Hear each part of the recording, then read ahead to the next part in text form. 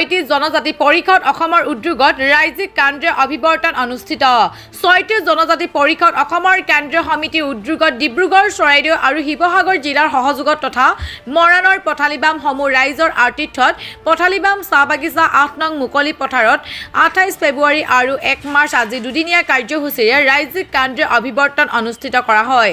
পুৱা সামূহিক চাফাই পিছতে 36 জনজাতি পৰিষদৰ মূল পতাকা উত্তোলন কৰে সভাপতি যোগেশ্বৰ উৰাং।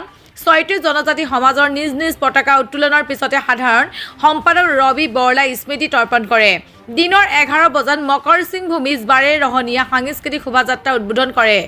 এই অভিৱৰ্তনৰ জৰিয়তে দীৰ্ঘদিনৰ পৰা জনজাতি মৰ্যাদা বিচাৰি অহা 36 জনজাতি পৰিষদে শীঘ্ৰ জনজাতিকৰণৰ মৰ্যাদা প্ৰদান কৰিবলৈ চৰকাৰক পুনৰ দাবী জনায়।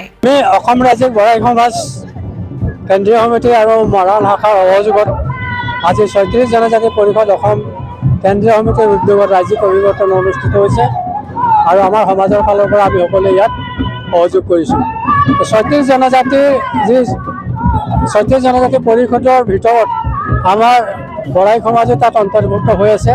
সেইকাৰণে আমি 36 জনজাতিক সহযোগ কৰিবলৈ আহিছোঁ আৰু আমাৰ প্ৰথম কথা হ'ল যে কি আমাৰ যি 36টা জনজাতিকৰণ কৰিব লাগে সেইটোৱে 36 জনজাতি পৰিষদৰ মূল দাবী। আৰু তাৰ লগত আমি একমত আৰু আমাৰো দাবী যে আমাৰ এই 36 জনজাতিৰ লগত আমাৰ বৰাই জাতিও জনজাতিকৰণ শিডিউল ট্ৰাইবছ কেটেগৰী আমি পাব লাগে আৰু এইটো আমাৰ সাংবিধানিক অধিকাৰ।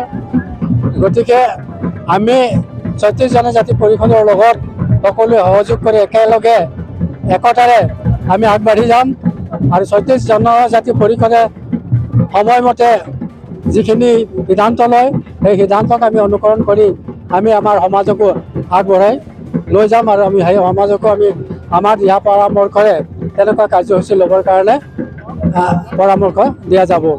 গতিকে বিশেষ একো নাই। আজি 36 জনজাতি পৰিষদত আমাৰ সমাজে অংশগ্ৰহণ কৰিলে মাত্ৰ এটাই দাবী যে আমাৰ মানে জনজাতিকৰণ হ'ব লাগে, লগতে শিক্ষা দীক্ষা আদি কৰি যিখিনি আমাৰ সামাজিক যিখিনি উন্নতি হ'ব লাগে সেইখিনিৰো এটা পৰিসৰ মানে ইয়াত প্ৰভাৱ বিস্তাৰ কৰিব বুলি ভাবি সকলোৱে সহযোগ কৰিছে। ধন্যবাদ। হয়, আমি এই 36 জনজাতি পৰিষদৰ পৰাই আমাৰ বিভিন্ন অসমত জিলাবিলাকত যি বৰাই সমাজ আছে বিভিন্ন ৰূপত নামাকৰণ কৰি আমি ইয়াৰ পৰা এটা আহ্বান কৰিম যে এওঁলোকে এই 36 জনজাতিৰ তলত যাতে চবে অংশগ্ৰহণ কৰে।